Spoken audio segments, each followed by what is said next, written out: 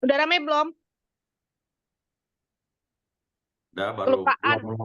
belum mulai, baru ngobrol-ngobrol. Oh, kelupaan baru inget jam 9:05. Ya. Oke. Aku matiin videonya ya. Aku Ya. matiin gambar ya. Oke.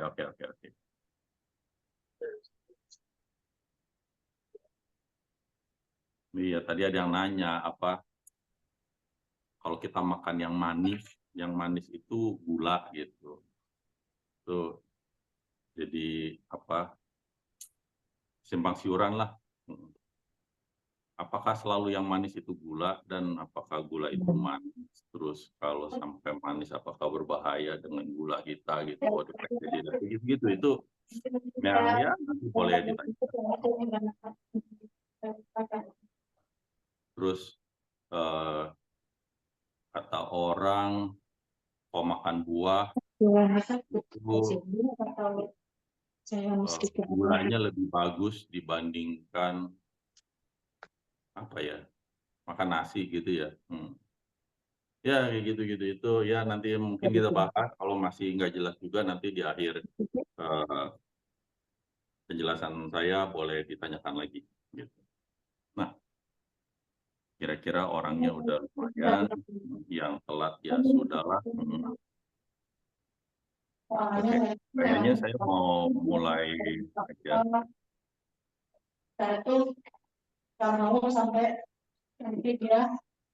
Tolong di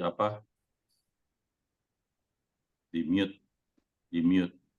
Mama mute mama. Nanti kalau ada suara di sana gubrak-gabruk pintu, ntar berisik. Aduh, mama saya tidak bisa tahu mute-nya nih. Tombol mute-nya ada di tekan. Ya maklum nih orang tua nih. Bella di mute aja nih si ini nih Oma nih. Ya, oke. Jadi bingung mau mute. Oke.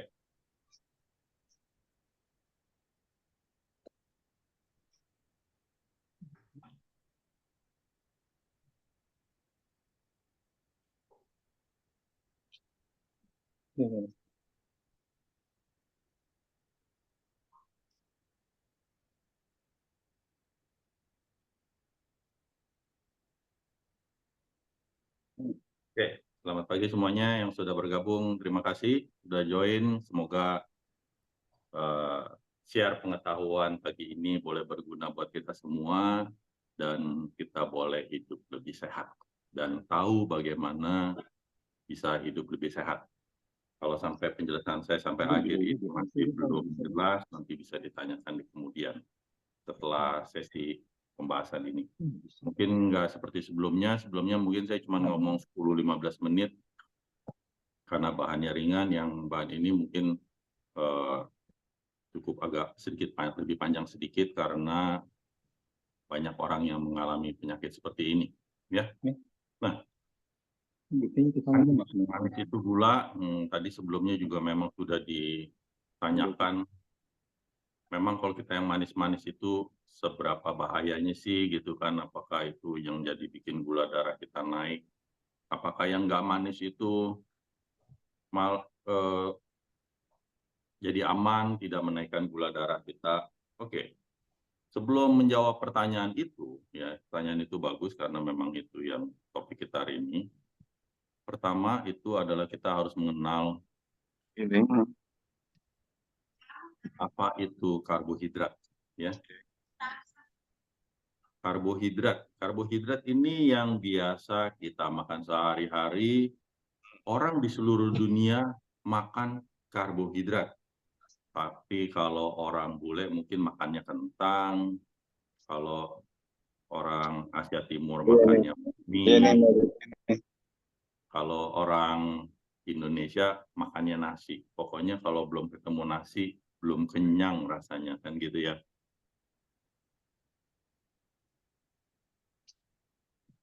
Oke, jadi yang namanya karbohidrat itu ada 3 sebenarnya. Ada yang disebut monosakarida, disakarida, dan polisakarida.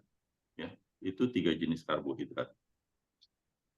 Monosakarida sendiri itu ada 3 yang namanya glukosa, fruktosa, dan galaktosa.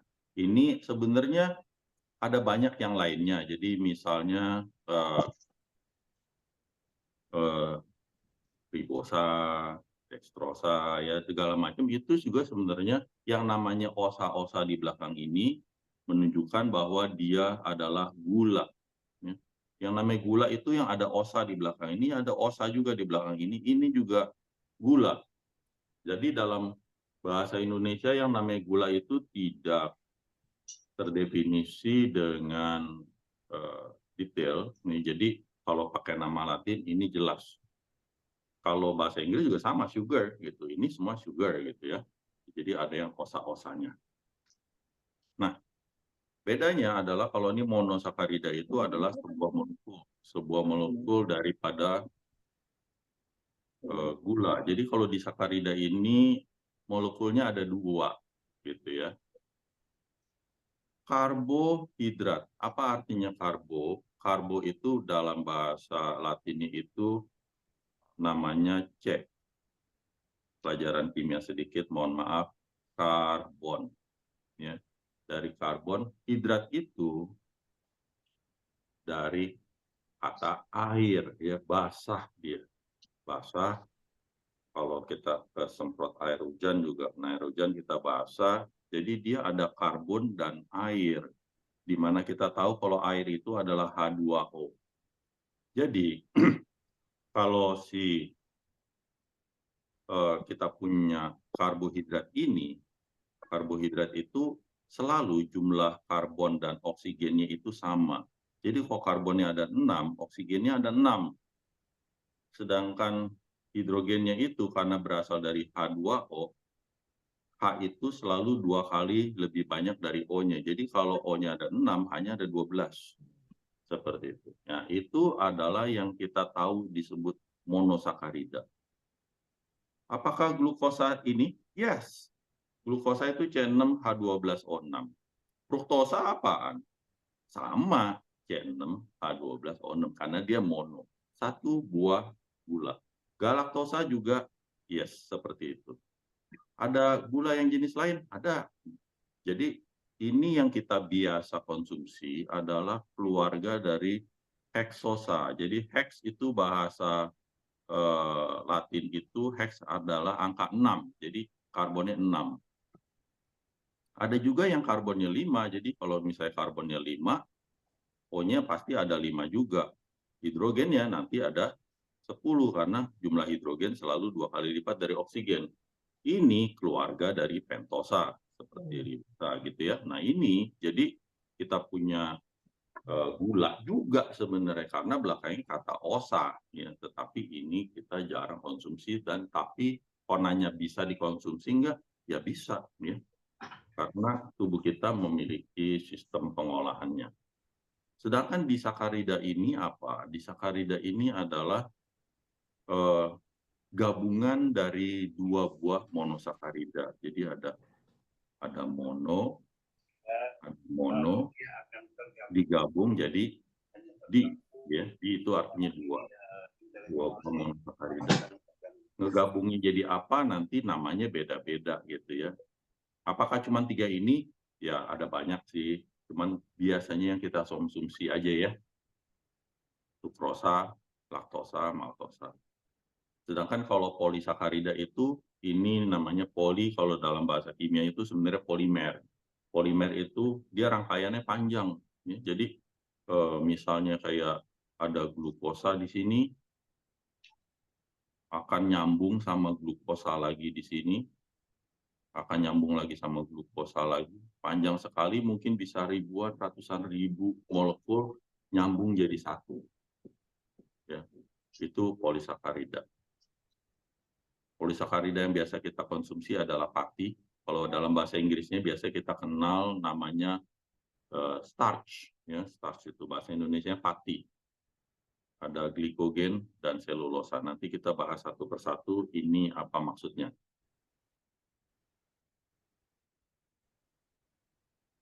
Oke, ini monosakarida pertama yang kita bahas, di mana Ini adalah yang disebut biasanya orang tahu biang kerok orang sakit diabetes. Yang ini yang kalau kita datang ke lab yang diperiksa. Jadi namanya gula puasa. Gula puasa itu yang diperiksa adalah glukosa yang ada di dalam aliran darah. Ya, nggak boleh kebanyakan, nggak boleh kedikitan. Kalau kebanyakan nggak kasih obat dan biasanya tidak menimbulkan kematian, tetapi kalau kedikitan lebih berbahaya, ya, karena bisa menyebabkan kematian.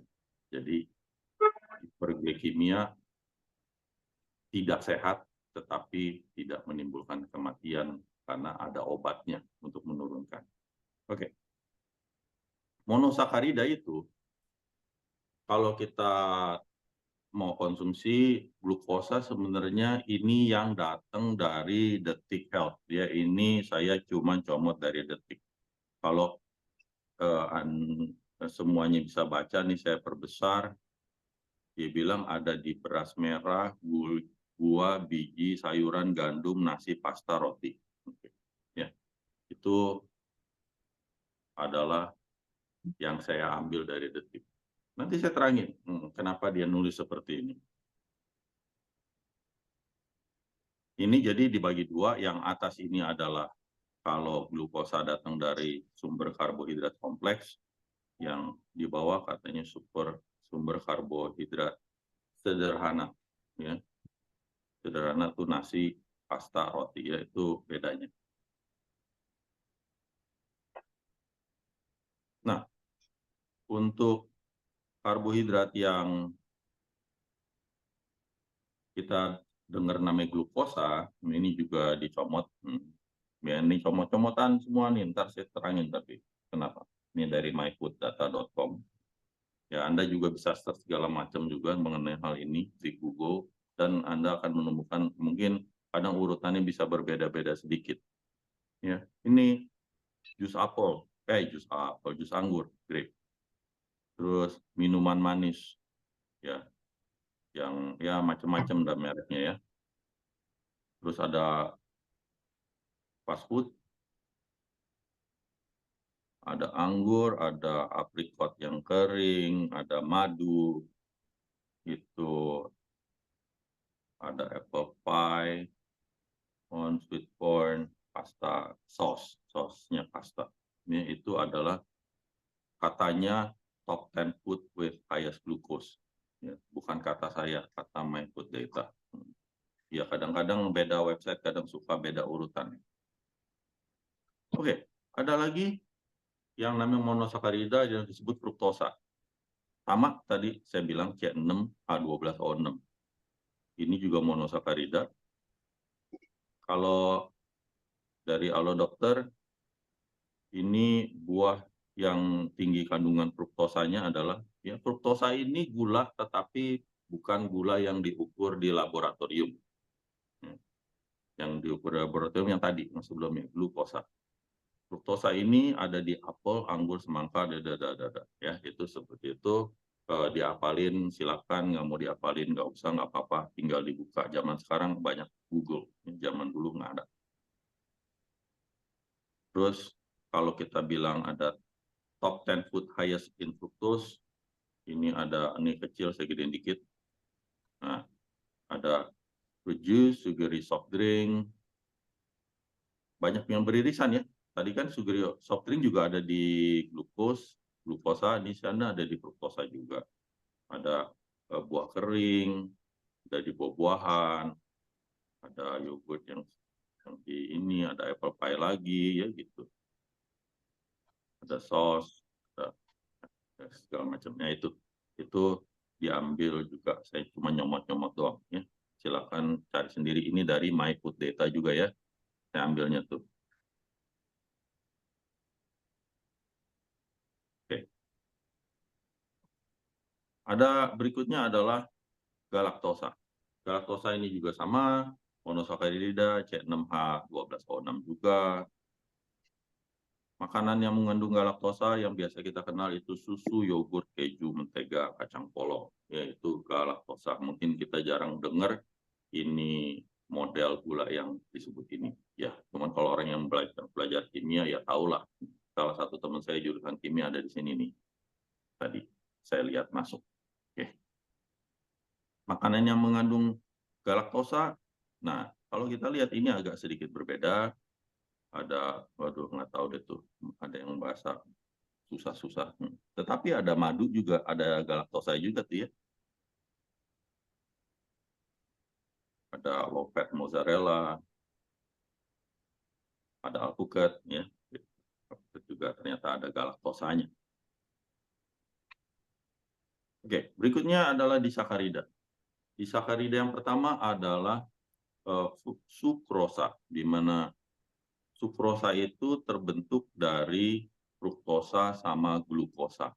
Ya, jadi kalau kita mengkonsumsi satu molekul sukrosa sama mengkonsumsi satu molekul glukosa, nanti gula darah kita sama nambahnya karena bertambah satu molekul glukosa. Karena hitungannya glukosa, satu sukrosa ada satu glukosa.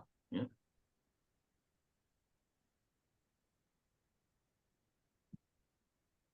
Nah, disakarida sukrosa ini sebenarnya yang biasa kita konsumsi sehari-hari dan yang ada di meja makan kita, yang ada di dapur kita. Itu yang disebut gula meja ya. Itu datang dari mana ya, memang dibuat di pabrik, tetapi pabrik itu tidak mensintesa gula meja ini dari karbon, hidrogen, dan oksigen. Gula meja yang kita peroleh itu juga diperoleh dari tumbuhan, ya, dari tebu. Ada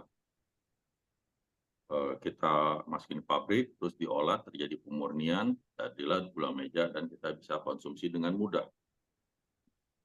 Nah, sukrosa ini memang kebanyakan dari tumbuh-tumbuhan itu. Jadi makanya kalau ini kita lihat tabelnya itu, ada apel, jeruk, wortel. Ini kenapa semua makanan kita makan ini ada sukrosanya. Nah, di mana satu sukrosa adalah basically satu glukosa, gitu ya. Ada juga bahan olahan. Jadi seperti ini dari ada kue kering, kue basah. Karena memang kue kering, kue basah, coklat segala macam kan kita dipakein gula waktu pembuatannya ya. Di mana gula yang kita gunakan adalah isinya sukrosa gitu.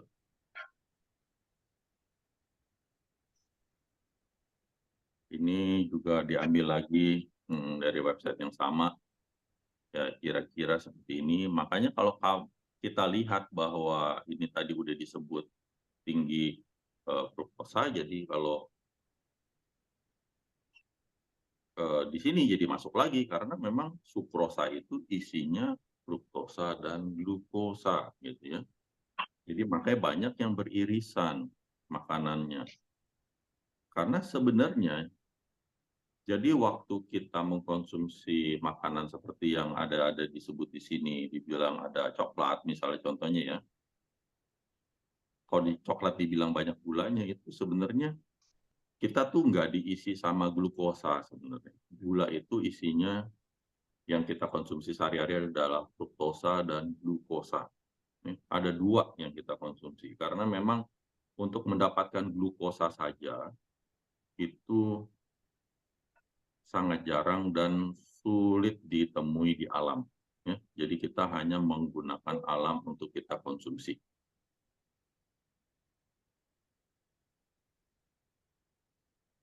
Oke, ada lagi yang namanya laktosa. Laktosa itu adalah gabungan antara glukosa dan galaktosa. Untuk laktosa, mungkin ada yang pernah dengar yang disebut lactose intolerant ya. Jadi orang yang tidak bisa minum susu. Jadi kalau pernah dengar orang tidak bisa minum susu ini gara-gara laktosa. Jadi kalau dia mengkonsumsi laktosa, maka biasanya dia akan kena diare. Kenapa seperti itu? Karena setiap kali kalau kita disakarida itu masuk ke dalam tubuh, dia harus diolah. Dia harus dipisahkan di sini. Harus terpecah satu dan satu, baru tubuh bisa terima. Kalau masih bentuk begini terus masuk ke dalam tubuh, jadinya racun. Ya. Jadi sebenarnya yang kita konsumsi barusan, yang sepanjang yang tiap hari kita konsumsi seperti sukrosa ini hitungannya juga racun sebenarnya, karena kita tidak dapat menerima sukrosa dalam tubuh. Jadi dia harus dibelah dulu, biar fruktosa dan glukosanya terpisah, satu pergi ke sana, satu pergi ke sini, barulah tubuh kita bisa terima. Bagaimana memecah sukrosa ini? Biasanya ini caranya sederhana, namanya biasa kita sebut hidrolisis. Di mana hidrolisis itu kita tambahkan air H2O, di mana H2O itu terdiri dari H dan OH. Nanti waktu dipisah seperti ini, nanti akan ada OH masuk sini dan H masuk sini, nanti dia akan terpisah, sehingga yang awalnya tadi C12H22O11 dari disakarida nanti akan, karena ada tambahan H2O, maka dia akan menjadi 2 buah monosakarida. Itu konsep dari kimianya. Ya. Tetapi agak sedikit rumit pada saat laktosa itu masuk ke dalam tubuh. Ya. Waktu laktosa masuk ke dalam tubuh, kalau ditambahin air, dia tidak dapat ditambahin air, dia tidak dapat terpisah. Nggak seperti sukrosa. Jadi makanya sukrosa itu mudah diterima oleh tubuh karena kita minum air. Kecuali kita minum bensin, ya beda. Ya. Kita nggak bisa mengolah sukrosa kalau kita minum bensin. Nah, kalau laktosa ini untuk memisahkannya itu kita memerlukan yang namanya enzim. Enzim kita yang disebut laktase. Jadi kalau enzim itu belakangnya ase, kalau gula belakangnya osa. Oke, ya, tolong perhatikan. Jadi kalau kita memiliki enzim laktase, maka ini akan bisa dipecah, maka glukosa kita akan pindah untuk energi, galaktosa kita akan disimpan, gitu ya. Nanti jadi kondisi seperti ini, kalau orang tersebut kekurangan enzim laktase atau tidak dapat membuat enzim laktase, maka dia akan laktose intoleran, dia akan kena diare. Ya. Solusinya bagaimana? Ya jangan mengkonsumsi makanan yang mengandung laktosa. Gitu. Ya karena tubuh kita memerlukan energi, bukan memerlukan laktosa. Tubuh kita memerlukan gula, tetapi tidak memerlukan gula. Dalam artian, kita memerlukan gula yang disebut glukosa, tetapi kita tidak memerlukan gula yang disebut galaktosa. Ya. Nggak laktosa, ya itu yang kita nggak perlukan. Jadi nggak apa-apa orang nggak bisa mengkonsumsi ini, tetapi dia tetap bisa hidup kok. Jadi contohnya ada susu hewani, keju, yogurt, mentega, buttermilk, ya itu diambil dari Elo Sehat.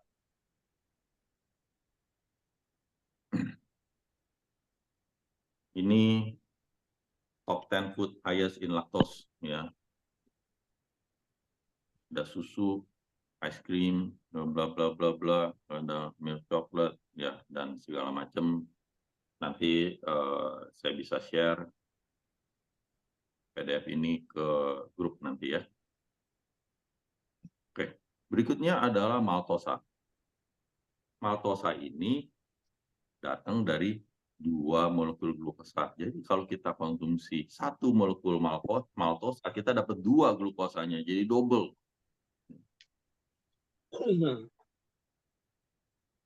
Tetapi maltosa ini sebenarnya walaupun ditulis di Halo Sehat ini seperti ini, sebenarnya kurang tepat.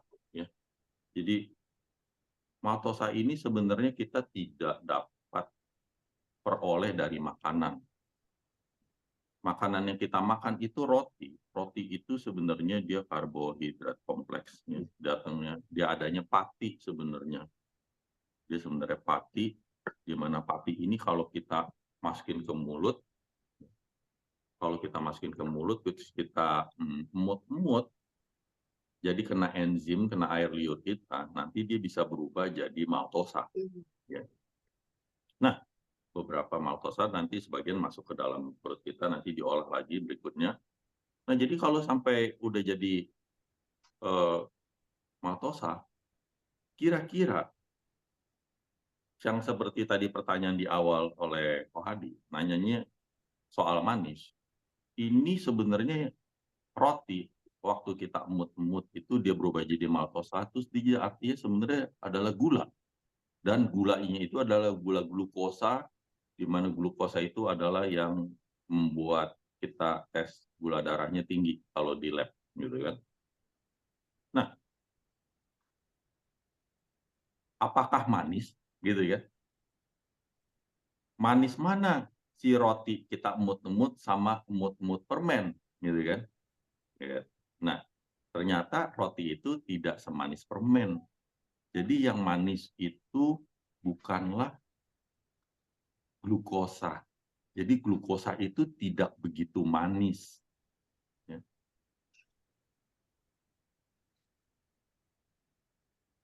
Yang manis itu sebenarnya si fruktosa. Oke. Ini makanan yang mengandung maltosa, cuman agak sedikit blur karena informasinya tidak begitu tepat. Karena sebenarnya maltosa, beneran maltosa yang disakarida tidak ada di makanan. Dia harus dipecah-pecah lagi oleh enzim tubuh baru berubah jadi maltosa. Oke, kita lanjut.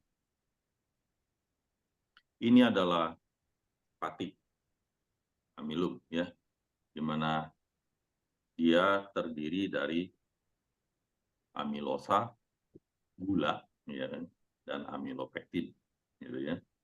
Bedanya adalah beda dari jenis polimernya, tetapi masing-masing sama-sama mengandung glukosa, gitu ya. Nah, inilah yang kita konsumsi sehari-hari untuk kita bisa beraktivitas. Banyakkan orang seperti itu. Nah, di mana kita bisa dapat pati ini, amilum, itu dari tanaman bertepung, ya, kacang, terus sama biji-bijian. Ada gandum, barley, beras. Kalau orang Indonesia makannya beras ya, kita dapat sumber amilum, sumber energi itu dari beras. Makanya kita masak nasi itu buat dapat tenaga karena memang isinya pati dan itu deretan dari glukosa yang disambung panjang. Jadi makanya kita punya tenaga. Jadi orang waktu nggak makan nasi kayaknya badannya rasa lemes banget gitu ya. Nah,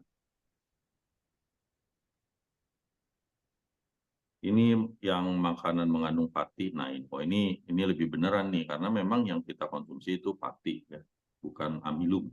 Ya makanya ini nama-namanya banyak yang sama yang tadi ya. Oke, fast food jadi maksudnya seperti kentangnya nih ya.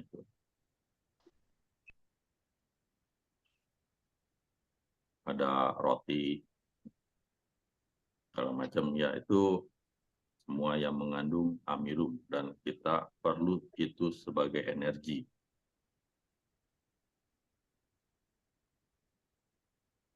Ini adalah glikogen. Glikogen termasuk suatu polisakarida juga.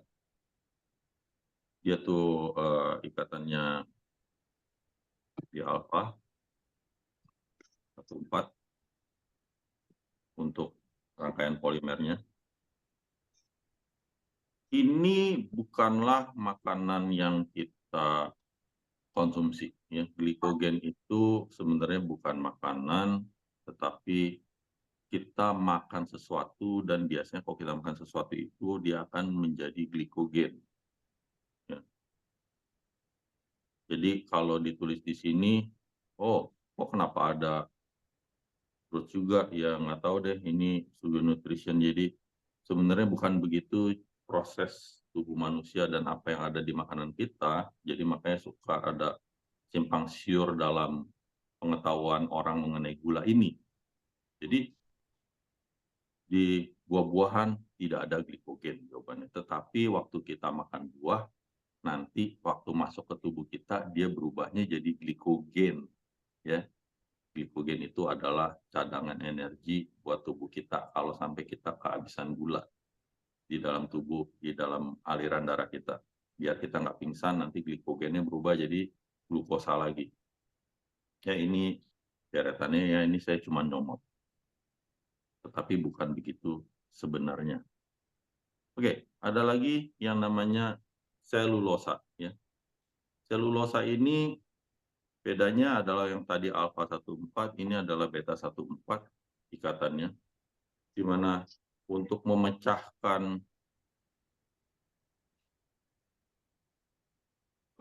ikatan glikosidik ini itu tidak semudah memecahkan di alfa 14-nya si glikogen. Jadi tubuh manusia itu tidak dapat memecahkan selulosa ini. Ya. Ini jadi ada gula, ada monomer-monomer yang manis,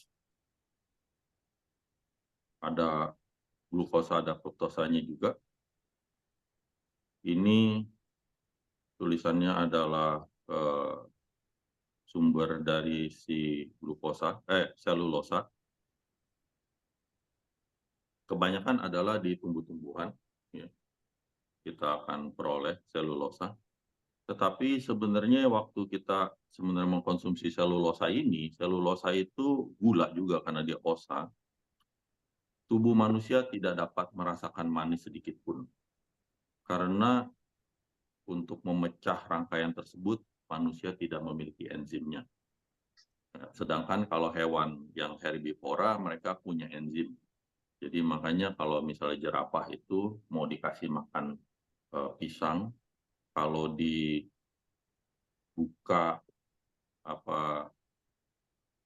kulitnya, mereka nggak mau. Mereka mesti makan sama kulit-kulitnya, karena kulit-kulitnya itu banyak selulosanya dan mereka punya enzimnya. Jadi waktu mereka makan, mereka berasa enak dan rasanya manis, gitu. Karena mereka bisa break the bond, ya, hancurin itu ikatan-ikatannya.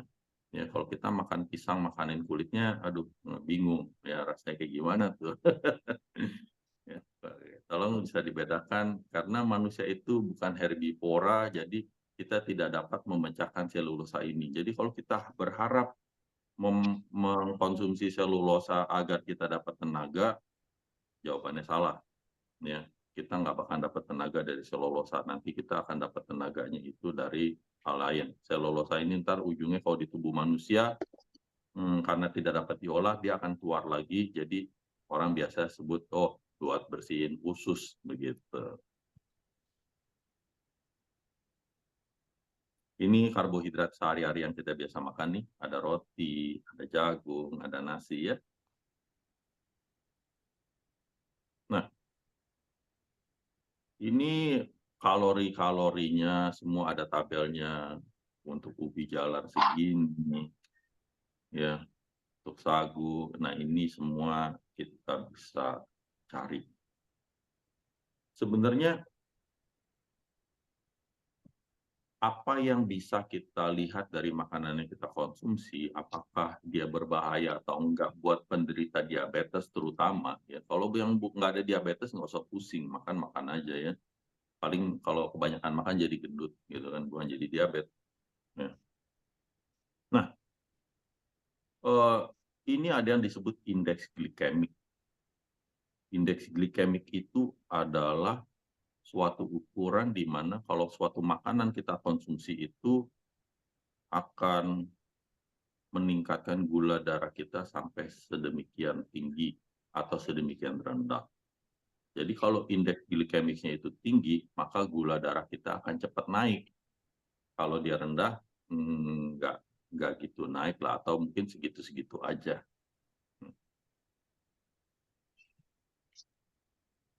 Ini ada beberapa hal yang sudah di-post di sini, ada singkong, ada glycemic indeksnya, glikemiknya itu 60-80, ada nasi 91 sampai 105. Ini lebih tinggi kelihatan tuh, ya, singkong sama dibandingkan nasi, ya. Nasi lebih tinggi.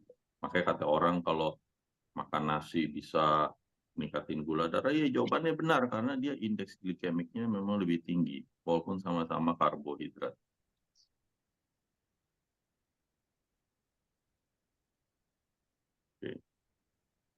Ini ada tabel indeks glikemik dari Kementerian Kesehatan Republik Indonesia, ya, di mana kalau kita lihat yang sebelah kiri itu hijau. Nah, ini buat orang-orang yang diabetes ini lebih aman untuk dikonsumsi karena tidak akan meningkatkan gula darah dengan seketika. Tetapi yang kanan ini eh, lebih yang paling berbahaya lah merah ya.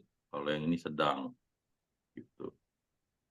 Jadi yang biasa orang Indonesia makan itu adalah nasi putih. Nasi putih ada di bagian yang merah.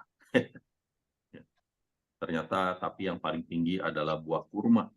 Buah kurma itu 103. Jangan jadikan buah kurma itu eh, makanan utama kita deh. Nanti pada diabetes semua rame-rame. Oke, ini adalah aturan mainnya. Di pembedaannya kalau rendah sampai 55, 56 sampai 69 itu indeks glikemiknya itu sedang, kalau yang tinggi itu yang di atas 70.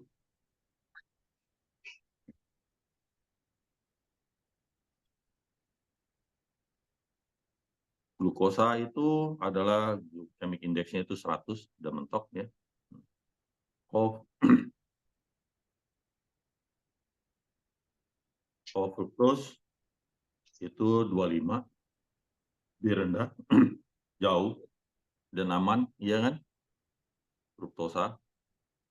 Sedangkan sukrosa kan isinya glukosa dan fruktosa ya, jadi ntar dia ada di kira-kira di tengah-tengahnya. Jadi dia glycemic indexnya ada di 65. Tetapi seperti tadi saya bilang, kita tidak dapat mencari makanan yang isinya glukosa. Dan kita tidak dapat mencari makanan yang isinya fruktosa.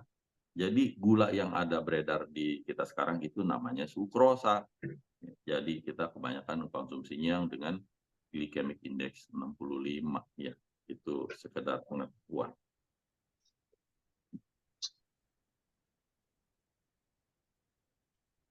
Oke. Ini yang glycemic indexnya rendah, dihafalin, pusing, nggak ada yang sekolah, nggak ada yang kasih ujian. Jadi ya nanti saya share di grup untuk yang mau tahu. Kalau yang nggak ada di grup nanti japri saya nanti untuk mendapatkan ini PDF ini. Ya. Ini yang glikemik sedang. Kita perlu ini ada keripik kentang. Orang sini banyak yang suka, yang garing-garing. Labu juga ternyata direbus pun glikemiknya sudah sedang. Dan seterusnya. Ini yang glikemik tinggi yang perlu diwaspadai oleh penderita diabetes. Kalau buah tuh ada semangka tuh ya.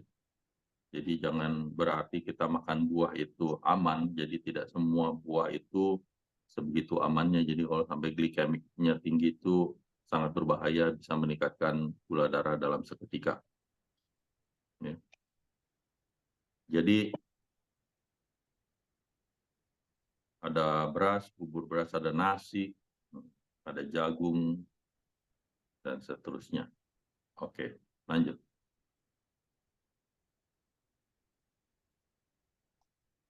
Nah, di sini mulai terjadi ketakutan orang, dia takut kena diabetes. Ini yang buat saya jadi kasihan sama orang-orang yang tidak begitu mengerti kesehatan, terus melihat, oh si A diabetes, saya takut kena diabetes, saya tidak mau makan nasi, gitu kan. Ya itu sih terserah sih pilihannya. Terus dia jadi lemes ya terserah juga. Karena bukan begitu sih sebenarnya cara kita hidup, karena manusia juga hidup juga mau nikmat juga. Kalau kita disuruh makan rumput setiap hari juga pusing juga rasanya, terus rasanya gimana hidup. Ya, sebenarnya diabetes itu tidak perlu ditakutkan karena tidak semua orang juga akan kena diabetes begitu mudahnya gitu. Ya, tetapi buat yang udah kena diabetes jangan coba-coba ditantangin penyakitnya. Itu lebih lebih berbahaya lagi.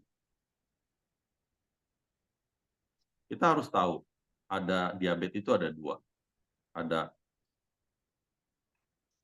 type 1 sama type 2. Ya. Type 1 itu adalah dia genetik, jadi dia dari lahir dia memang tubuhnya itu eh, tidak dapat memproduksi insulin. Ya. Jadi dia perlu suntikan insulin setiap kali dia makan.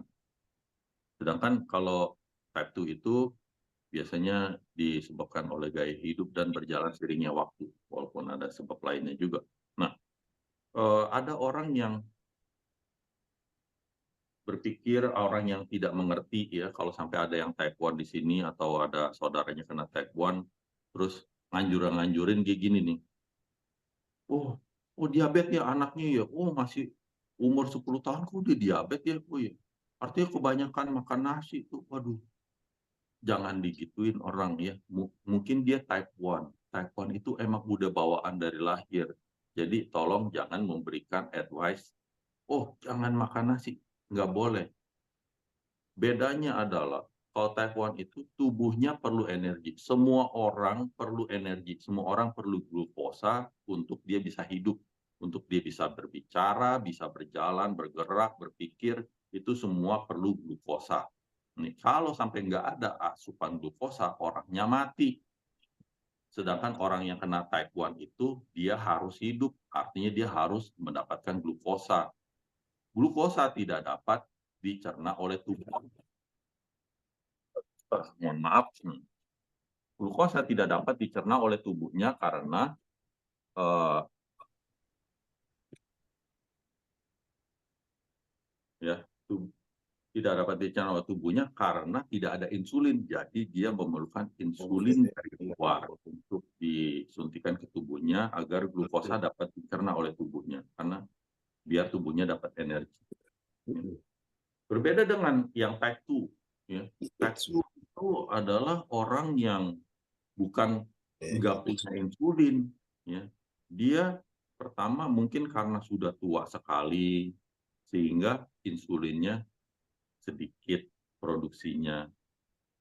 Ya, kalau produksinya sedikit ya otomatis makanannya mesti didikitin. Kalau makannya masih nasi padang 2 bungkus sekali makan, makan namanya nasi padang kalau dibungkus itu isinya nasinya banyak banget. Karena itu tubuh nggak bisa olah karena jumlah insulin dengan glukosa yang masuk ke dalam tubuh itu harus seimbang. Ya. Orang-orang yang normal itu dapat mendeteksi sendiri seberapa banyak glukosa dan seberapa banyak insulin yang harus diproduksinya. Ya, tetapi buat orang-orang yang memiliki penyakit ini tidak. Untuk yang type 1, bahkan semua harus ditimbang dan diukur karena suntikan insulin untuk yang diabetes type 1 itu nggak boleh, insulinnya nggak boleh kebanyakan, nggak boleh kedikitan. Kalau dia kedikitan nanti gula darahnya akan naik, kalau insulinnya kebanyakan nanti gula darahnya akan turun. Kalau turun sampai kena hipoglikemia dapat menyebabkan kematian. Ya. Jadi makanya semuanya harus diatur dengan baik. Oke, ini adalah penggambaran seorang. Ini adalah orang sehat. Ada glukosa, ya, tubuh kita perlu glukosa, saya bilang. Jadi untuk ada reseptor insulin. Aduh maaf, kok jatuh dulu ya ini ya. Handphone saya satu jatuh dulu. Kenapa begitu ya? Oke. Dah. Ya. Jadi reseptor insulinnya bagus, ada glukosa, glukosa mau diterima ke dalam sel dengan bantuan insulin, maka jadilah energi dan kita memiliki kekuatan. Itu adalah orang sehat. Tetapi orang yang type 1, dia sudah lahir, sejak lahir itu pankreasnya sudah gagal. Pankreasnya mungkin di dalam tubuhnya udah tinggal jadi pajangan doang, sehingga dia tidak dapat memproduksi insulin. Jadi setiap kali dia makan itu ada glukosa dan ini diperlukan. Makanya dia perlu suntikan insulin agar glukosa bisa diterima oleh sel gitu. Karena reseptor insulinnya itu masih tetap bekerja dengan baik. Cuman masalahnya insulinnya yang tidak ada. Ya. Untuk kondisi seperti ini zaman dahulu sebelum ada perkembangan dunia medis, orang-orang yang kena type 1 biasanya mereka sudah meninggal waktu mereka masih bayi tanpa diketahui penyebabnya. Ya, sekarang dunia medis sudah makin maju, penderita type 1 bisa hidup dalam jangka waktu lama, tetapi harus dengan kontrol yang baik jumlah asupan makanan dan suntikan insulin. Sedangkan untuk yang type 2 itu insulinnya sebagian besar orang itu memang masih ada. Dia konsumsi gula gitu ya. Tetapi yang jadi masalah ada reseptor insulin ini ya.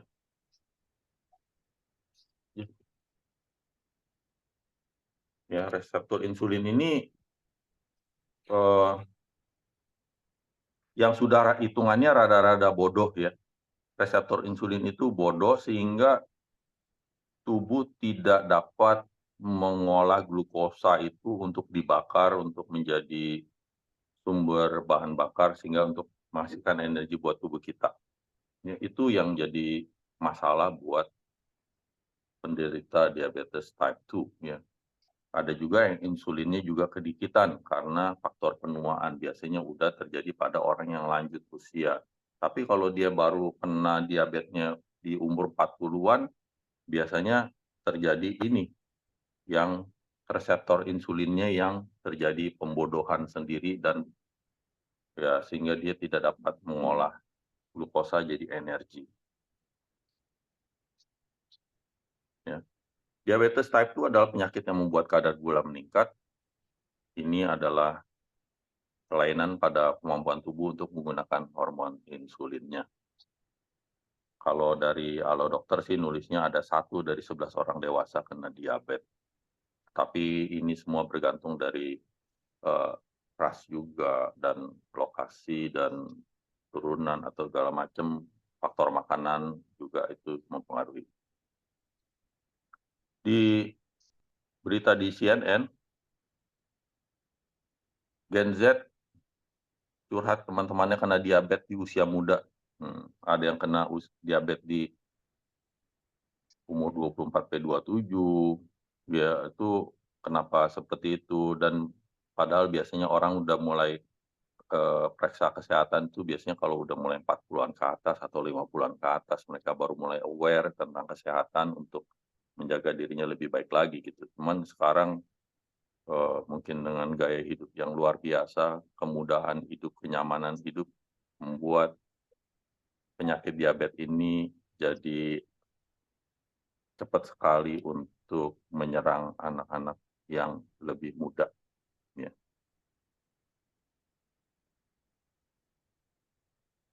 Nah, ini adalah jurnal yang menunjukkan bahwa apa yang terjadi terhadap fruktosa ya, yang tadi saya belum terangin.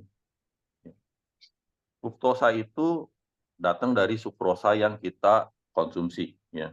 Kita mengkonsumsi sukrosa isinya fruktosa dan glukosa. Glukosanya kita olah jadi energi, sedangkan untuk fruktosanya itu kita simpan ternyata.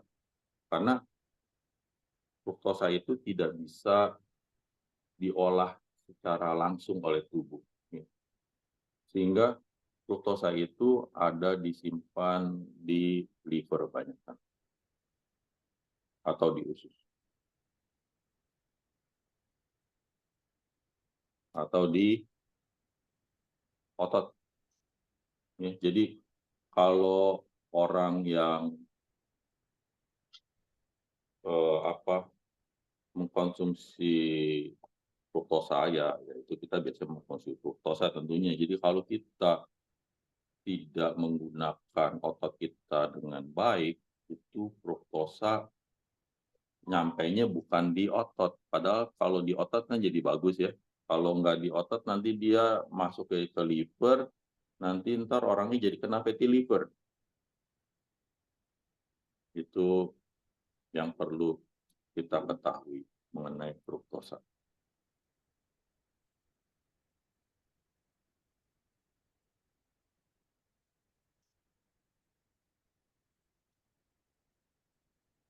Oke, ini ada studi juga kalau orang yang makan nasi putih setiap hari gitu ya, itu meningkatkan resiko diabetes type 2. Karbon itu nggak bisa dipakai, soalnya ini ada kipas.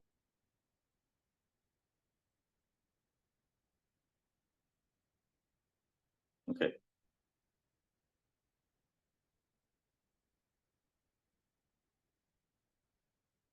Kalau yang roti putih, white bread ya, roti putih, itu lebih banyak protein, fat, and fiber. Less carbohydrate compared to white rice. Jadi kalau kita ngomong kita makan 100 gram itu roti putih,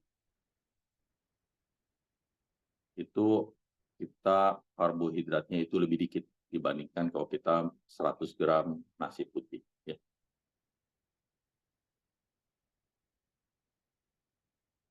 Ya, jadi asal tahu bahwa setiap makanan yang kita konsumsi itu enggak pure suatu zat kimia tertentu.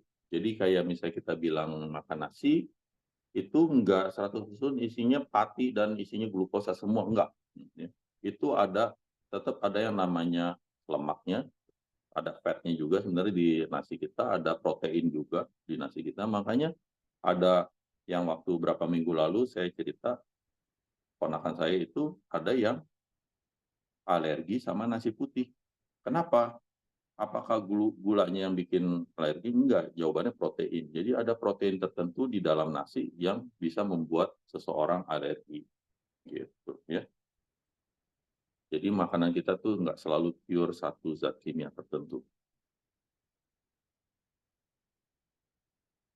Ini sekedar pengetahuan umum bahwa tubuh kita itu bisa menyimpan 100 gram glikogen di liver, itu kira-kira 400 kalori. Kalau di skeletal muscle, di otot-otot tubuh kita, itu sekitar 350 gram. Jadi kalau kita sampai kebanyakan mengkonsumsi fruktosa, lebih baik kita berolahraga agar pertumbuhan otot jadi lebih baik, akan disimpan di sana, akan bisa lebih banyak. Karena kalau sampai kebanyakan simpan di liver, urusannya jadi repot.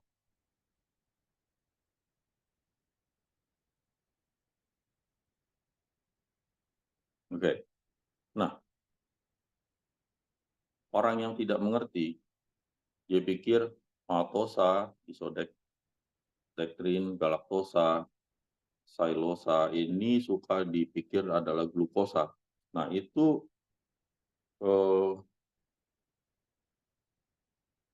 sepertinya meninggikan serum glukosa, tapi dia salah. Jadi kalau dia sampai seperti meningkatkan serum glukosa itu gara-gara jenis-jenis gula lainnya, lalu kita suntikan insulin, itu adalah hal yang berbahaya. Orang itu malah bisa kena hipoglikemia atau bahkan menyebabkan kematian.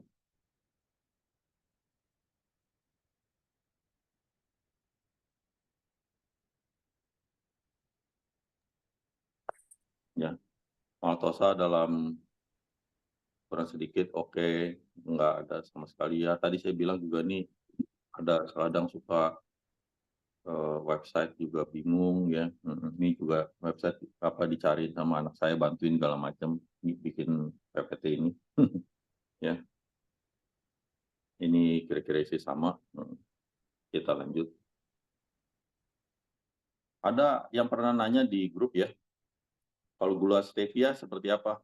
Ya gula stevia lumayan manis ya, tetapi memang dia isinya bukan glukosa dan fruktosa gitu, dia memang agak berbeda. Dia memang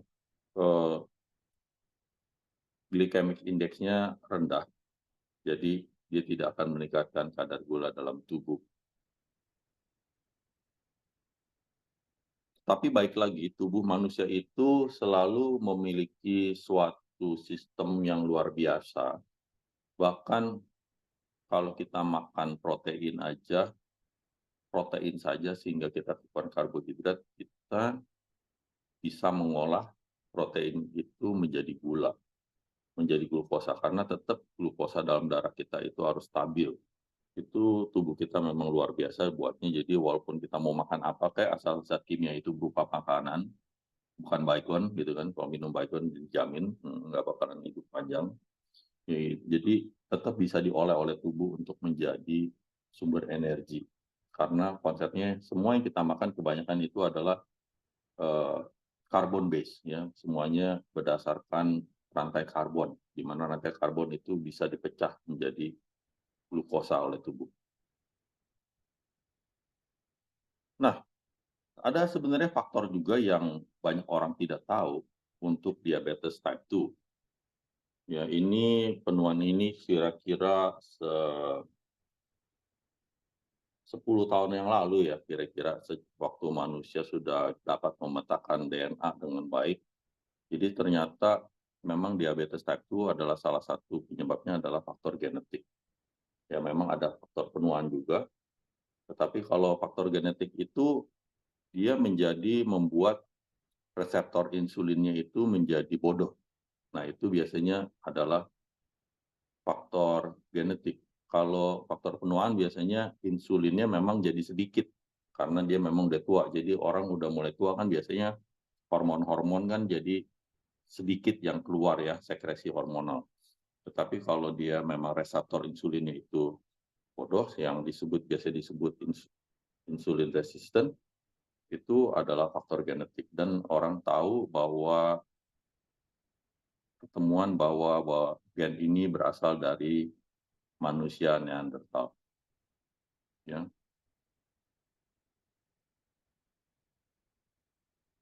Jadi manusia Neanderthal itu memiliki gen yang kalau Anda mau memeriksa seberapa besar chance Anda untuk mendapatkan diabetes type 2, bisa periksa genetik, dia ada di petanya nomor SLA 16A11. Ya. Itu gen dari Neanderthal yang turun ke dalam manusia modern. Karena itu peluang untuk mendapatkan diabetes yang sangat tinggi adalah di orang-orang Amerika Latin. Karena mereka lebih banyak ada di sana keturunannya. Ya ini tabel taksonomi dari ini waktu zaman dulu masih manusia dan Neanderthal masih satu spesies, terus terjadi pembelahan subspesiesnya, dan di masa ini Neanderthal terjadi evolusi genetik yang membuat dia mempertahankan kehidupannya sehingga keluar diabetes type 2. Ini ada manusia di sini sehingga di daerah Eropa sana terjadi kawin silang antara Neanderthal dan Homo sapien. Terus mereka nggak tahu hilang kemana. Sampai sekarang menjadi pertanyaan, banyak alasan.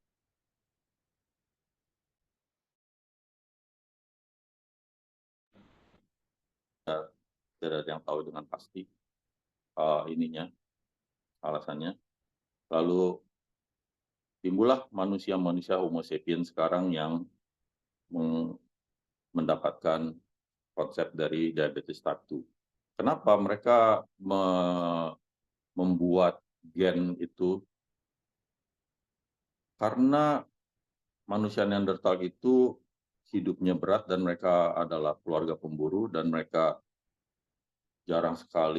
sulit sekali untuk memperoleh glukosa, ya, hati. Jadi mereka itu kalau mengkonsumsi sehingga akhirnya mereka juga reseptor insulinnya menjadi turun karena mereka juga jarang mengkonsumsi itu. Tetapi karena gen itu sudah masuk ke dalam manusia zaman modern, dan manusia zaman modern ini sangat mudah untuk memperoleh glukosa, membuat orang tersebut menjadi cepat sekali mendapatkan diabetes type 2. Ya, itu salah satunya. Jadi kalau sampai mau ngecek dari masa muda, silakan cek DNA-nya. Ya nggak tahu di sini di mana. Dan demikian selesai presentasi saya. Kalau ada yang mau nanya, saya persilakan.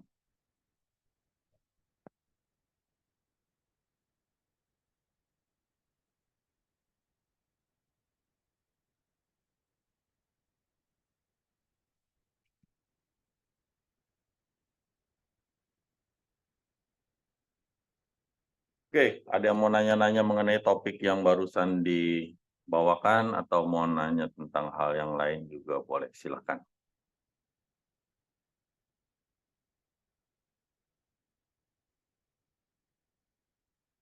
Atau ada yang masih belum jelas yang saya terangkan?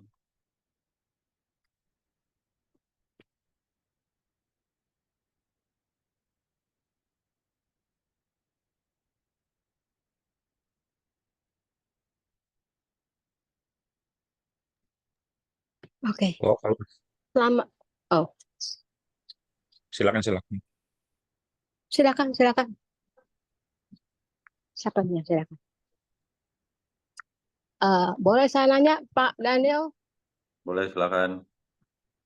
Tunggu. Saya mau ambil bukunya dulu. Karena kan saya catat teman-teman. Saya kan lupa. Bentar.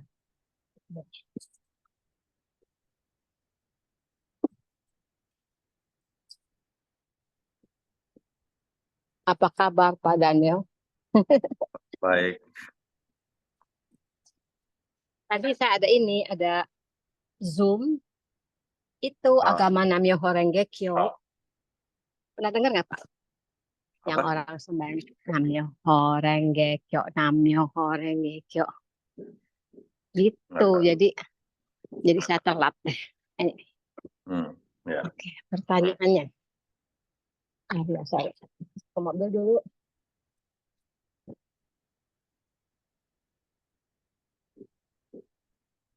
Side efek sampingannya kalau nggak salah nggak ada ya, Pak ya, kalau pakai magnet, Pak ya. Cuman just to make sure, untuk yakinin aja. Efek sampingan nggak ada ya, Pak ya? Ada yang namanya efek samping sama efek awal, Bu If ya. Jadi kalau efek samping itu kalau kita menggunakan terlalu kuat atau terlalu lama, terutama terlalu lama, itu menjadi buruk bagi tubuh, yaitu jawabannya tidak. Tetapi efek-efek awal itu bisa terjadi ketidaknyamanan buat sebagian orang yang banyak penyakitnya, gitu.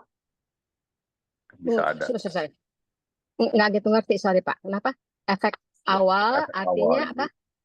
Jadi bisa terjadi dalam beberapa hari awal pada saat penggunaan magnet. Jadi misalnya orang tersebut mungkin bisa terjadi rasa detoks di tubuhnya, itu nanti bisa jadi nggak nyaman, misalnya BAB-nya hancur gitu dalam beberapa hari pertama. Tetapi untuk jangka panjangnya dia akan baik gitu. Ya. Jangka panjangnya kan itu ngomong efek samping. Efek sampingnya memang tidak ada. Oh, oke. Berarti nggak ada negatifnya, Pak ya? Positif Ya. aja ya? Oh, terus kalau kita mau setir jauh gitu, Pak ya? Nyetir jauh gitu ya. Terus saya kadang-kadang ngantuk gitu. Kira-kira tempel di mana, Pak ya? Kadang-kadang bisa bahaya loh. Saya Iya, bisa tidur 2 detik. Kalau ngantuk ya tidur lah, Bu If. Masa dipaksa terus. Kalau lagi tanggung di ini gimana? Lagi jalan tol kan susah. Apalagi kalau malam saya nggak mau stop, ntar kan bahaya ya.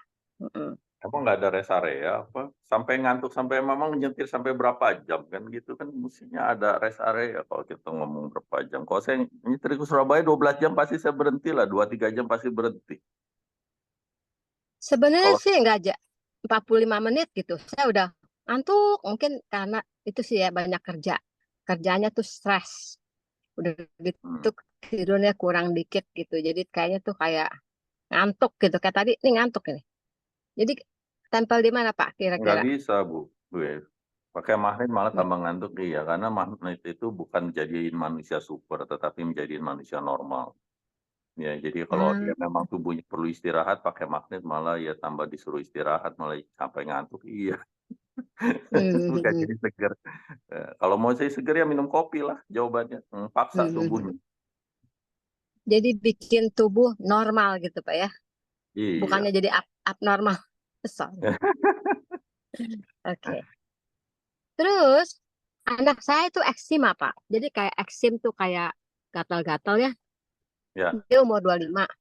Jadi itu katanya sih ada hubungan antara eksima dengan asma. Dia tuh ada asma, ada eksima. Jadi kira-kira taruh di mana Pak magnetnya? eh, sejauh ini yang asma dan eksima itu tidak terbantu oleh magnet ya Bu Ip ya. Hmm.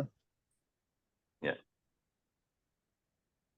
Kal- belum terbantu Pak ya. Ya, karena itu bukan dari masalah peredaran darah yang nggak baik lah. Karena itu adalah dari sistem tubuh yang menimbulkan suatu sifat alergi yang berlebihan. Jadi nggak bisa dibantu oleh magnet. Kalau untuk immune sistemnya ditambah gitu, taruh di mana Pak? Bukan, Immune bukan. system. Kalau imun sistem dia tubuh akan bukan maksudnya harus ditambah sih, dia akan adjust sendiri. Di mana kalau kita pakai magnet standar aja, tubuh manusia sistem imunnya akan baik lah. Itu tempel di mana untuk immune system? 1, 2, 3 aja. 1, 2, 3 yang standar Oh, aja. oke, standar ya. Terus sebentar Pak. Kalau kalau ranjang magnet, ada nggak orang yang kirim ke luar negeri? Ke Sydney sama ke Vancouver pernah. Vancouver? Oh, Kanada jauh dong ya dari Jakarta ya. Ya jauh lah. Terus, oh jadi karena kalau di sini sih agak rewel ya. Oh ini untuk apa? Untuk mesti dites FDA dulu, macam-macam gitu. Oh, mungkin lain-lain kali Pak ya. Mungkin di sana nggak apa-apa ya. Oke. Tuh teman saya ada varises. Dia punya Tulisnya kaki ada tulisnya kaca. matras. Nulisnya ngirimnya kalau nggak salah matras yoga kalau nggak salah ke Vancouver. Matras yoga. Iya, Tapi kan dalamnya ada magnet. ya memang. Ya nggak apa-apa kan buat yoga kan? Oh, matras yoga ya. Tapi dalamnya ada magnet ya. Oke. Coba nanti saya tanya-tanya orang. Terus kalau asma Pak, asma. Ya sama ya, asma itu juga faktor alergi. Jadi sulit kalau cuma hanya dengan nggak pakai magnet nggak bisa. Mungkin kalau pakai ranjang magnet bisa kali Pak ya. Nggak Ada tahu nggak yang juga. orang dibantu? Oh, kalau asma ya memang, kalau asma ya bisa dibantu. Kalau eksima mungkinan enggak. Asma Kalau bisa asma memang dibantu dengan ya, tapi kalau eksima nggak bisa tetap. Mau oranye mana juga nggak bisa. hmm, karena tadi kenapa Pak? Karena apa? Oh, Ya, memang sistemnya memang agak beda. Jadi so far yang eksima yang di sini yang kebantu sih orang pakai grafo ya. hmm, hmm, hmm. Grafo katanya bakal saraf ya Pak ya? Gitu saya tanya ya. Betul, buat saraf ya. Jadi sarafnya kalau dia tenang dia jadi Hmm, alerginya nggak berlebihan hitungannya gitu. grafo ya. Padahal grafo kecil ya Pak ya, bisa dibawa-bawa ya. Iya, gede handphone ya. Mungkin bisa dikirim ke luar negeri kali ya, gitu ya. Karena itu kecil. Iya, Oke, mungkin lain kali deh.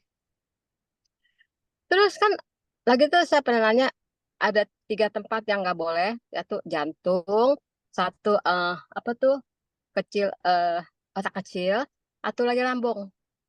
Cuma saya ya. kadang-kadang mikir penasarannya kenapa lambung nggak boleh? Lambung itu reaksi kimianya terlalu cepat sih ya. Jadi nggak perlu tambahan lagi. Ntar kalau terlalu cepat lagi malah sakit mah. Kalau ditambahin magnet lagi. Karena kan magnet itu Oh. kan melakukan stimulasi untuk mempercepat Hmm. reaksi kimia. Reaksi kimia ya. Oke. Ya. Reaksi. Terus boleh nanya lagi atau yang lain ada mau nanya? Ada yang nanya, sebentar saya jawabnya ini dulu satu ya. Oke. Oke. Oke, ya. Di chat ada yang nanya, tanya kalau diabetes bagaimana metode pengaturan pola makan dan terapi magnet. Oh, terapi magnet, baik lagi, kalau pakai TM123 sama TM di pankreas, kalau sampai sudah lebih parah kondisinya, jadi kita bisa lihat dari HbA1c-nya, kalau sampai parah banget, misalnya udah sampai di atas 10 gitu ya, itu memerlukan ranjang magnet. Jadi kalau masih deket-deket di 6,5 gitu ya, 6,7, 7 ya itu masih kita bisa bantu dengan mengatur pola makan sama tempel magnet di rumah. Pengaturan pola makan, jadi bukan hanya pola makan. Kadang orang pikir pola makan itu tujuannya adalah biar gula darah kita tidak naik. Jadi kalau kita mengkonsumsi sedikit karbohidrat, mengkonsumsi sedikit glukosa gitu kan, itu gula darah kita otomatis nggak naik banyak. Tetapi bukan berarti reseptor insulin kita membaik. Bukan berarti reseptor insulin kita memburuk dalam itu masalah reseptor insulin itu kita ngomongnya banyaknya ya. Jadi makin banyak reseptor insulin kita yang bodoh, itu membuat tubuh kita diabetesnya makin parah gitu ya. Jadi sebisa mungkin dijaga reseptor insulin yang masih pintar, itu dijaga agar biar tidak jadi bodoh. Bukan dengan pola makan. Pola makan hanya biar gula tidak naik. Untuk menjaga reseptor insulin yang lain yang masih pintar tidak jadi ikutan bodoh, berolahragalah dengan teratur.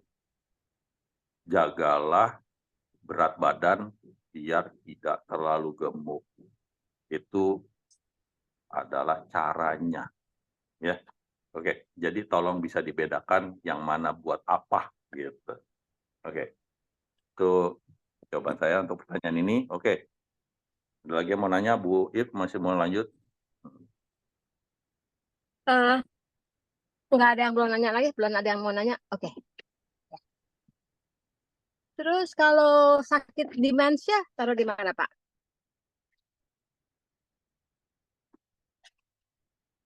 Oke, belangkon. Oke, belangkon aja. Belangkon aja ya. Kalau demensia ya, oke. Catat bentar, saya lupa bentar, belangkon. Kalau Parkinson, Kayak ini belangkon saya lagi dikirim ke Amerika ya Bu If ya? iya saya udah ada tuh, cuman tadi ada sih bilang pakai. Iya, nggak tahu tuh dia kemana itu. Udah ada, cuman ya. Kalau Parkinson Pak yang kata tangannya goyang-goyang gitu, yang goyang-goyang gitu. Yang goyang-goyang saya nggak punya solusi Bu If, nyerah. Udah pernah ada yang mau coba kira-kira? Coba segala macam kagak bisa. Saya udah cobain segala macam nggak bisa. Ya, ke dokter aja, minum obat penenang atau dipasangin DBS. Mungkin Grafo bisa kali Pak, itu kan saraf ya? Nggak bisa. Saya udah coba nggak bisa, yang goyang-goyang nggak bisa. Oke.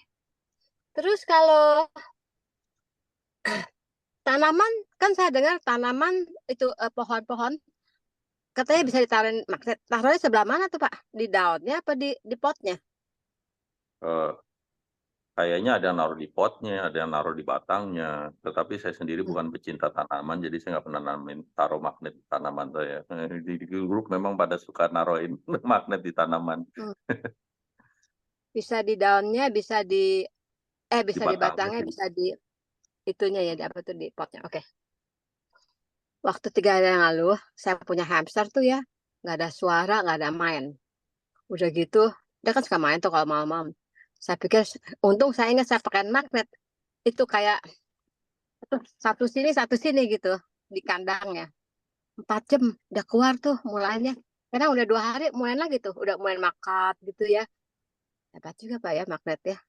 Dulu burung udah pengen mati, saya taruhin aja di kandangnya, sampai sekarang masih hidup tuh. Mm. Kalau jari taruhnya di mana Pak ya? Umpama kan saya nih kejepit pintu mobil itu, jari Ya. biru, apa Hmm. dipakein gitu aja kali, pakai tape gitu, di pelitir-pelitir gitu ya. Ya, betul. Gitu ya. Oke. Oke, sementara udah dulu Pak, yang lain dulu ya. Makasih. Oke. Ada yang nanya, untuk neuropati karena diabetes, TM di kaki plus grafo apa bisa mengurangi neuropati? Ya, jawabannya kalau neuropati artinya kondisi diabetesnya itu sempat pernah tidak terkontrol. Ya, jadi kondisi yang ada yang disebut hiperglikemia dan hipoglikemia. Hipoglikemia itu berbahaya karena dapat menyebabkan kematian. Tetapi hiperglikemia itu kalau memang tidak dapat menyebabkan kematian, biasanya bisa ditangani oleh dokter dengan cepat. Tetapi kalau dibiarkan terus-menerus, orang yang punya diabetes, nantangin penyakitnya, tidak mau tahu, tidak mau periksa, dia akan bisa mengalami hal-hal yang tidak nyaman di tubuhnya. Ya, contohnya salah satu adalah neuropati. Ya, neuropati itu di mana selnya itu, sel sarafnya itu sudah terganggu karena tingkat gula yang tinggi di dalam darahnya. Ya. Di mana grafo itu paling bisa dalam artian dia akan meredam ketidaknyamanan, kesakitan, atau nyeri atau ketusuk-tusuknya dari faktor neuropati tersebut. Ya, bisa ditempelkan dari pinggang atau di daerah betis atau paha gitu ya. Karena grafo nggak harus sampai di daerah telapak kaki. Nah, dia bisa nyambung juga ya. Jadi terus kalau untuk tempel magnetnya bisa ditempelin di daerah-daerah yang tidak nyaman. Ya, untuk daerah kaki atau daerah tangan. Itu bisa bantu. Tetapi untuk terapi ranyah magnet kayaknya untuk orang yang udah kena neuropati sepertinya lebih baik dianjurkan untuk pakai deh. Apalagi dan juga jangan lupa konsumsi obat dokter jika memang gula darahnya tidak terkontrol. Jadi tolong orang yang sudah mengalami neuropati karena diabetes ini tolong gula darahnya dikontrol dengan baik, dari hari ke hari harus periksa. Ya. Jangan tinggi-tinggi terus, jangan anggap hari ini tinggi, besok puasa, lusa tinggi lagi, besok puasa. Itu namanya bermain-main dengan penyakit. Ya, nanti akibatnya akan jadi panjang dan jadi tidak nyaman dalam kehidupan kita selanjutnya gitu. Ya. Oke. Semoga jelas. Kalau glukagonnya terlalu tinggi, apa bisa dinormalin? Gimana? Gula Kalau kadar glukagonnya terlalu tinggi, apa bisa dinormalin? gulanya terlalu tinggi, jawabannya Gluk, glukagon, glukagon apa ya? antagonis insulin, hormon yang dari pankreas juga.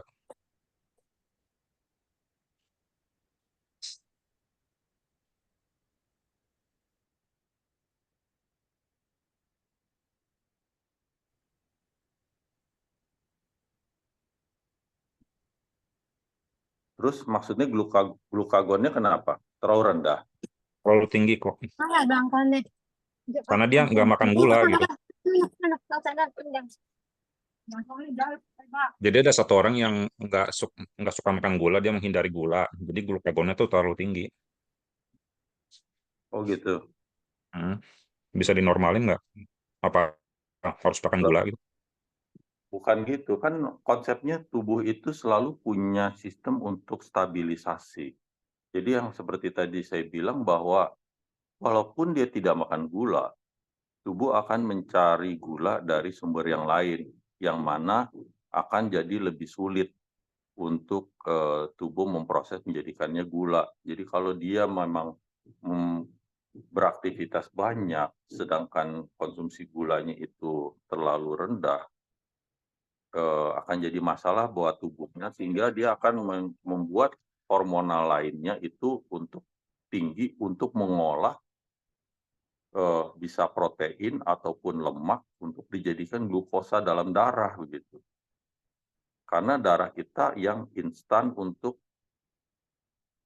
menyerap oksigen untuk dibakar dan jadi energi kan gitu. Ya, sampai seberapa orang tidak makan gula sih sebenarnya mungkin nggak makan gula dalam artian gula beneran ya. Tetapi yang namanya makanan yang kita makan, jadi misalnya kayak apa ya, kita bilang makan daging aja juga sebenarnya ada gulanya gitu loh.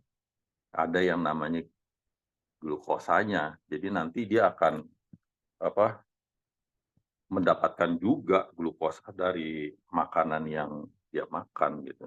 Kecuali dia makannya daun doang deh. Kalau daun doang gulanya selulosanya nggak bisa diolah oleh tubuh tuh. Itu beda ceritanya tuh. Tetapi memang itu hitungannya dia mengkonsumsi glukosa mungkin yang terlalu sedikit. Kurang dari yang tubuh perlu gitu. Jadi kalau perlu tubuh misalnya dia pakai untuk jalan, untuk berpikir, untuk bekerja, dia perlu misalnya 300 kalori sehari, terus dia mengkonsumsi gulanya 200 kalori sehari. Ya, ini minus lah. Dia akan cari sumber energi dari tempat lain. Yang mana itu kalau dilakukan terus-menerus, ya jawabannya bisa berbahaya juga gitu. Karena tubuh akan salah mengolah datanya. Gitu. Ya, tubuh manusia kalau mau sehat harus seimbang lah kira-kira seperti itu. Jadi bukan masalah kalau memang dia tahu apa yang salah di tubuhnya dan udah jadi salah ini ngomong glukagon dia adalah apa antagonisnya dari insulin itu jadi ngaco kan tubuhnya. Jadi lebih baik dia konsumsi makanan secara seimbang lah, itu akan lebih baik. Itu anjuran saya sih. Thank you, Pak. Ya.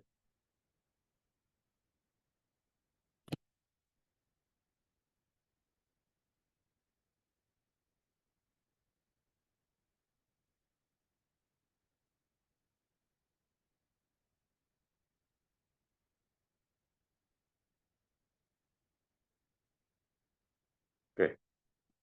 Lagi yang masih mau nanya-nanya.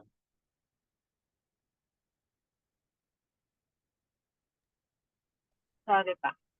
Kalau sleep apnea itu yang kata suami saya itu kalau tidur ya, dia kadang-kadang suka kayaknya napasnya berhenti gitu. Jadi kayak kaget gitu kadang. Gitu. Itu sleep apnea. Itu taruh di mana tuh Pak? Oke.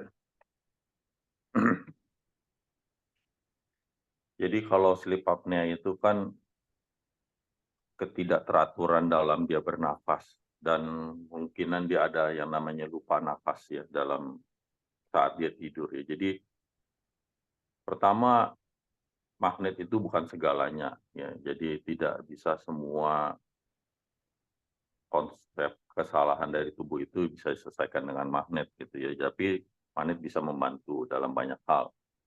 Kemungkinan besar dalam sleep apnea ini tidak. Jadi anjuran saya kalau orang yang mengalami sleep apnea itu dia belajar latihan pernapasan. Jadi kalau dia bisa dalam mengatur latihan pernapasan dengan baik, nanti otot otak bawah sadarnya itu otak bawah sadarnya itu akan lebih baik bekerjanya gitu. Jadi dia harus melakukan latihan nafas. Ya latihan nafas ada banyak teknik. Ya nanti bisa dicek teknik mana yang terbaik. Karena hitungannya kalau dia latihan nafas dengan teknik yang tepat dalam 2 minggu, mestinya sleep apnea-nya akan mulai membaik secara signifikan. Jadi latihan napas gitu ya. Ya. Terus saya kan kasih tahu teman soal magnet. Dia tanya, yang mana south, yang mana north, yang mana selatan, yang mana utara, tapi nggak tahu. Apa mungkin udah dicampur kali Pak gitu ya? Oh, saya ada nanya itu. Ya, semua magnet ya ada kutub utara dan kutub selatannya lah. Jadi kalau Ibu If tahu misalnya rumah saya di sana ngadep utara nih.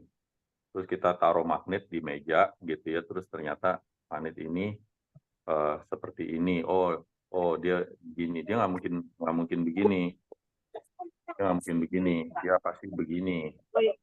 Dan kita tahu di sana utara, jadi Oh, ya ini utara gitu. Kutub ini yang selatan gitu aja. oh, oke. Ya, satu lagi Pak, sorry.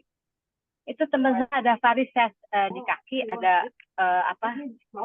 Vennya berkeluar, apa tuh urat-urat keluar. Itu bisa nggak Pak? Kira-kira varises? Ya tempelin aja magnet itu boleh di kaki beberapa biji. Iya, Pak. Oh, tempel di varisesnya ya?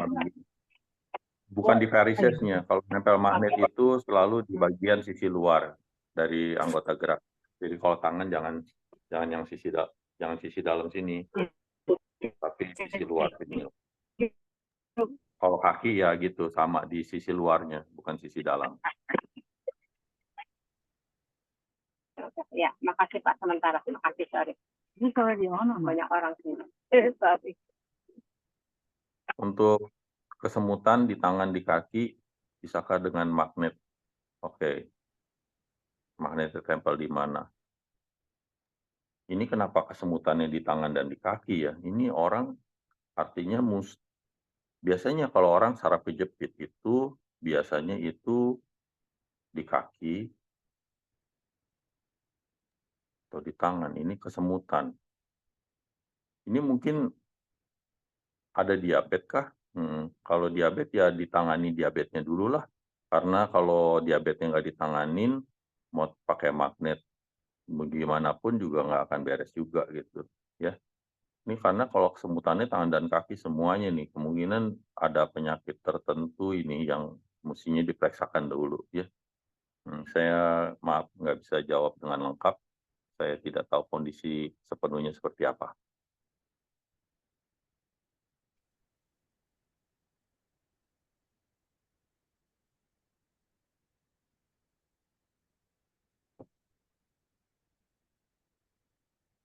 Oke.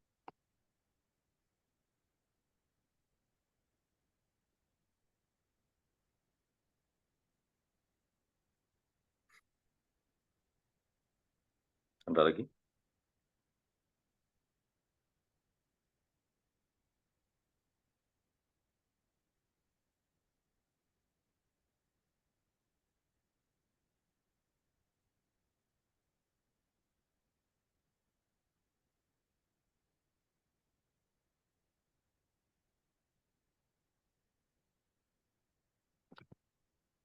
Ya,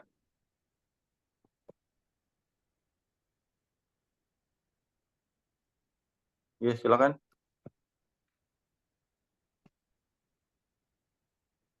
Silakan Pak Aris kalau mau nanya. Angkat tangan, silakan.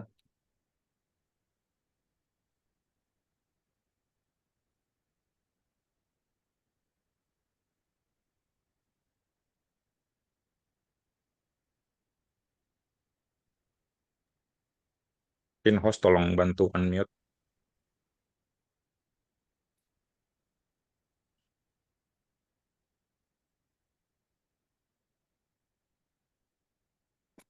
Oh, kalau unmute nggak bisa. Kalau kita admin cuma bisa melakukan mute.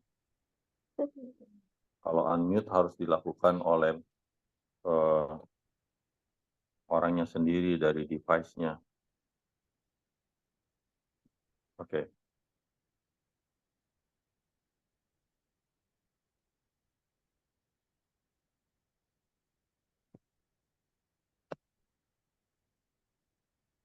Oke, ada lagi yang mau nanya-nanya?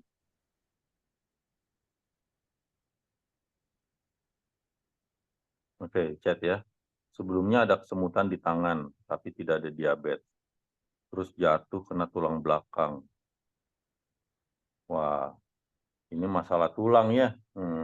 Biasa kalau kesemutan di tangan karena tulang itu di tulang leher, Pak. Jadi biasanya kita tempel magnetnya di samping tulang leher sini ya, pakai yang magnet tipis saja.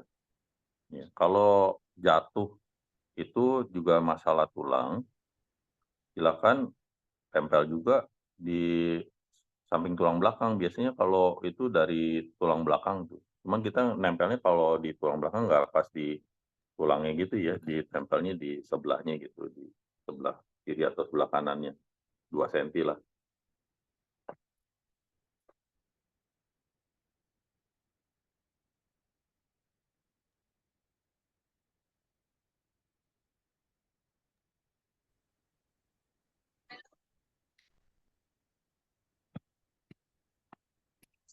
She's not gat. She's not gat. That's all I can say.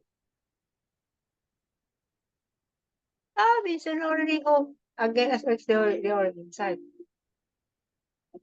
When they inside, you can't get in. Yeah. Io stavo chiedendo che il tempo per il così.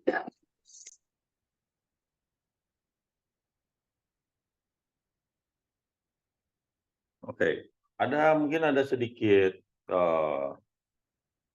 trik ya dari saya. Jadi kalau masalah gula ini, kan orang taunya makan nasi itu bikin gula tinggi. Sebenarnya tahu nggak nasi itu 70%-nya apa gitu. 70-80%-nya itu apa? Jadi nasi itu sebenarnya 70-80% itu air. Karena kita masak pakai air kan. Nah, jadi itu membuat kita rasa kenyang. Karena nasi itu dapat menampung air. Jadi waktu kita misalnya mau mengurangi konsumsi gula dengan cara makan sayuran, karena kita merasa sudah cukup konsumsi gula di tubuh, jadi kita nggak boleh konsumsi gula terlalu banyak, ya kita bisa cheat ya kita bisa cheat gitu. Dengan misalnya kalau kita makan salad atau konsumsi yang seperti low kalori seperti itu, harus banyakin airnya juga karena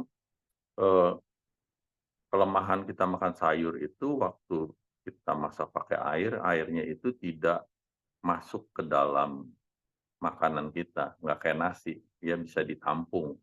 Gitu. Jadi rasa kenyang itu jadi sepertinya lama dalam kalau habis kita makan nasi gitu ya. Tapi kalau makan sayur enggak, sementaran kok kayak rasa lapar lagi gitu ya, karena memang kurang airnya sih. Jadi itu salah satu trik aja sih untuk membuat rasa kenyang semu ya.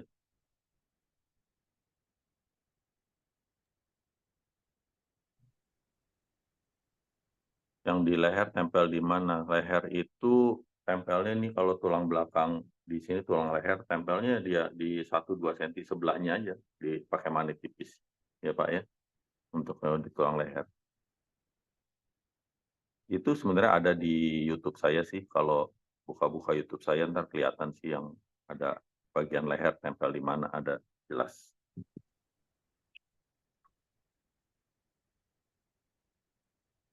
Oke. Ada lagi yang mau nanya? Ini izin tanya. Nanya silakan. Di unmute aja atau ditulis di chat Pak. Kalau nggak bisa, ya ini silakan. Kenapa? Udah dijawab. Ini Pak Haris mau nanya, cuman belum chat, tapi belum ngomong juga.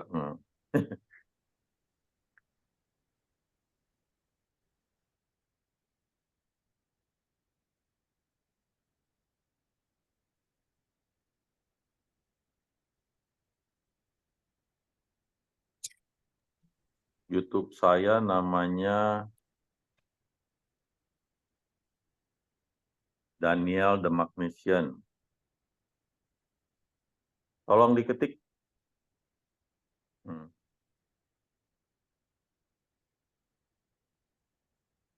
Ya, itu dijawab ya. Nah, YouTube saya.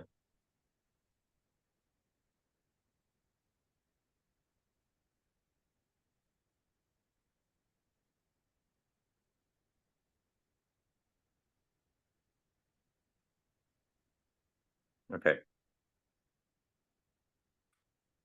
Ada lagi yang mau nanya? Atau mau sharing sesuatu? Silakan.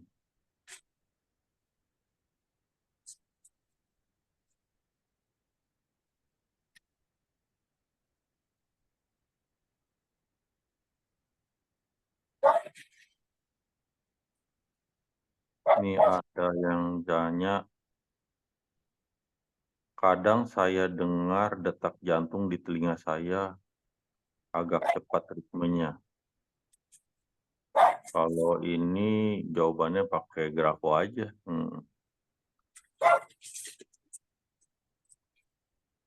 Coba pakai grafo ya. Tapi ini masalahnya pakai telinga ya. Jadi mestinya sih kalau mau lebih tepat jangan pakai telinga ya. Jadi kalau di rumah ada oximeter kan biasanya zaman sekarang orang pada banyak yang punya oximeter gara-gara zaman COVID ya.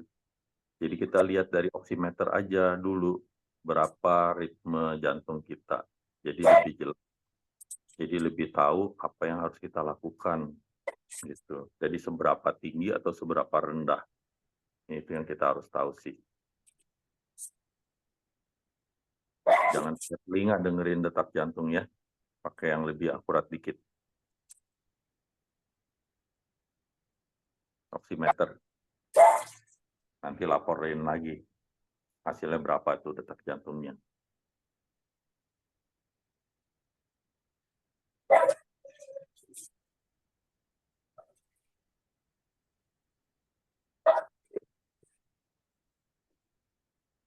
Oke.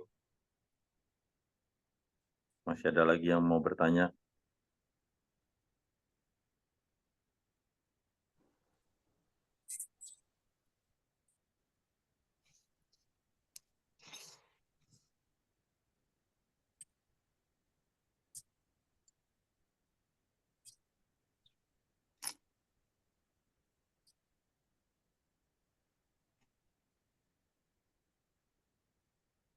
Pak Haris mau nanya, tapi tidak ada suaranya. Pak Haris mungkin bisa diklik dulu tombol mute-nya di... Biasanya kalau handphone tuh di kiri bawah tuh ada tombol mute-nya.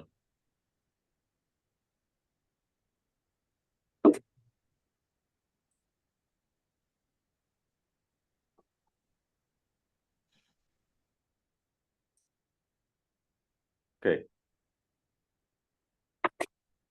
Masih ada lagi yang mau nanya?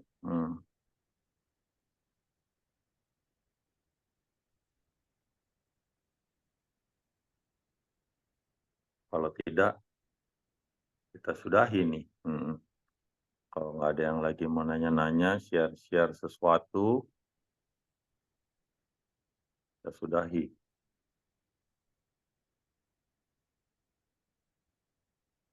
Oke, ya udah, nggak ada yang nanya lagi. Oh, tuh Pak Haris tuh udah baru connecting audio. Ya, nggak jadi nanya Pak Haris?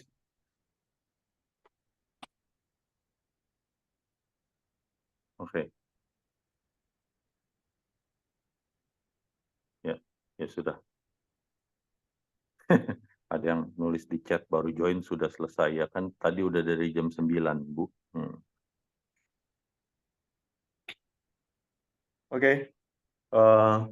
Terima kasih semuanya atas kehadirannya di Zoom kali ini. Semoga bermanfaat, bisa membawa hidup kita lebih sehat lagi dan semua boleh menjalani kehidupannya kalau yang udah kena diabetes agar menjaga kesehatannya dengan lebih baik lagi. Kalau yang belum kena diabetes dan memang nggak semua orang juga kena diabetes dengan begitu mudahnya, jadi jangan ketakutan karena ada sebagian teman saya sampai ketakutan, padahal mungkin dia juga kagak ada diabetes gitu ya, sehingga dia sampai takut makan nasi, dianggap nasi adalah jadi racun lah segala macam. Ya kan nggak begitu manusia hidup, karena memang manusia hidup dari awalnya juga memerlukan semua hal tersebut. Tapi semuanya ada batasannya, di mana kalau untuk yang sudah sakit, batasannya akan menjadi lebih sedikit lagi. Jadi mesti lebih berhati-hati buat yang sudah sakit. Tapi kalau yang buat sehat-sehat aja, ya nggak apa. Tapi jangan lupa memeriksakan kesehatan. Apalagi kalau udah 50 tahun ke atas, berapa bulan sekali, setengah tahun setidaknya memeriksakan diri untuk HbA1c-nya aja yang paling penting dibandingkan gula puasa. Kalau mau hemat, mau murah, ya beli alat yang tusuk di jari untuk diabetes, untuk memeriksa sesekali kalau yang memang belum kena. Kalau yang sudah kena, rajin-rajinlah tiap hari periksain gula darahnya biar jangan sampai terlalu tinggi, juga jangan sampai terlalu rendah. Ya, baik. Terima kasih. Sampai jumpa 2 minggu yang akan datang.